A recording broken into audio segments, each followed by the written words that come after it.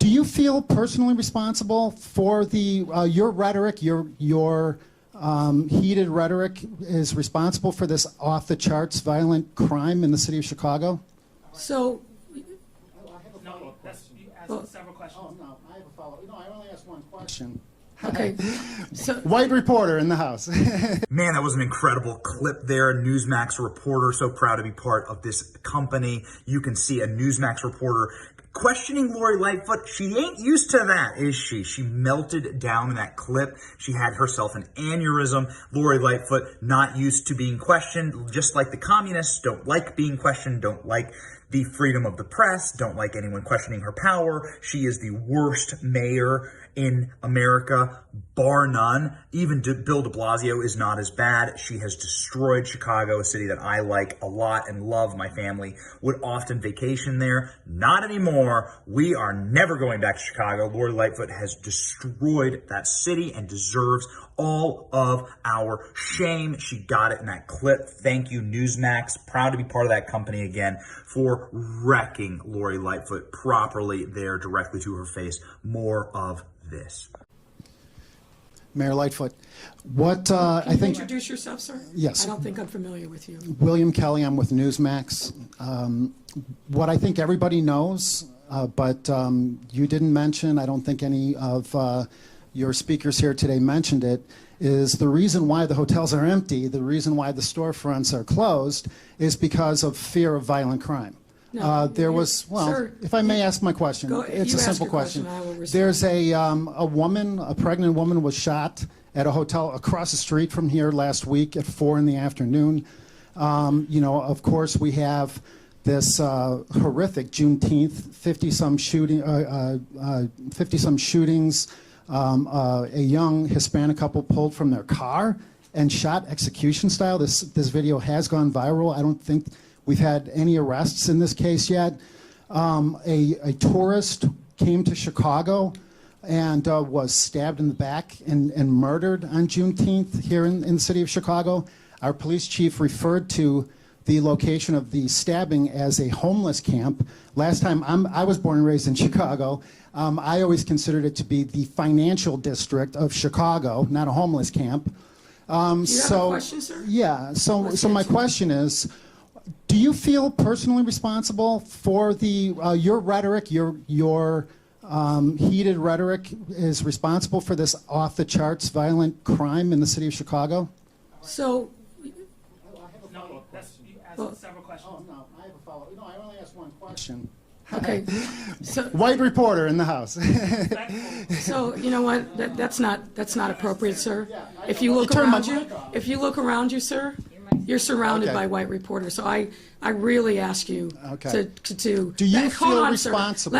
Let me answer the question that you've already asked.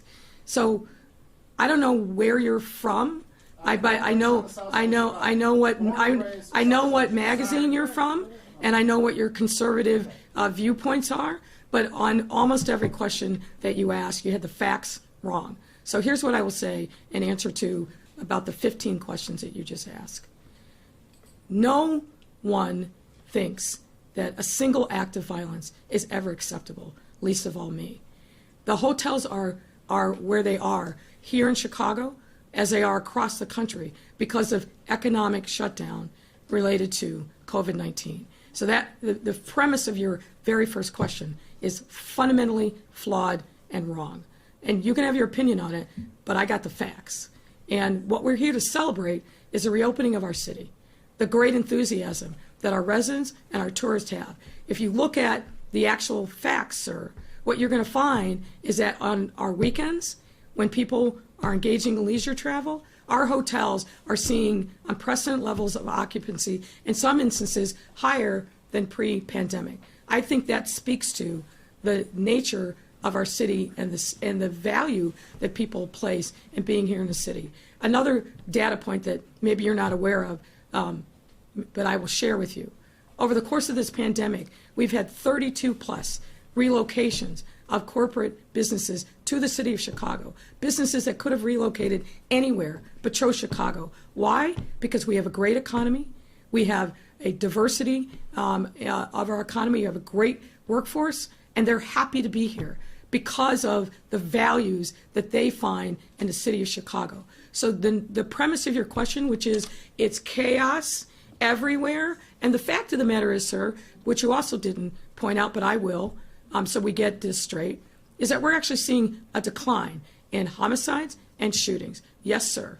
Sir, we are No, done. sir. Heather, Okay. Here's my question. Here's my follow-up we're question. done. No. Let him ask his follow-up question so he doesn't claim that somehow we're being biased and slighting the guy from Newsmax. Please, sir, it's 6:30 going on 7. Ask your follow-up question.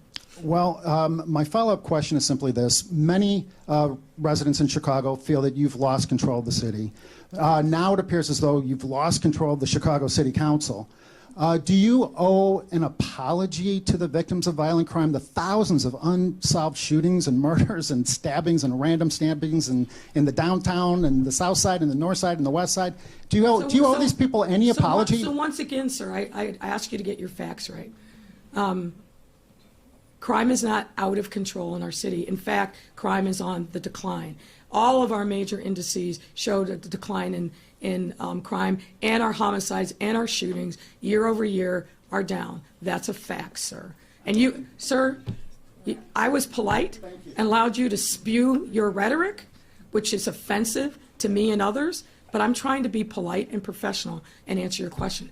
But if you want to write your own narrative and irrelevant to what I'm going to say and what the facts are, then we'll just move on to the next reporter. Heather Sharon.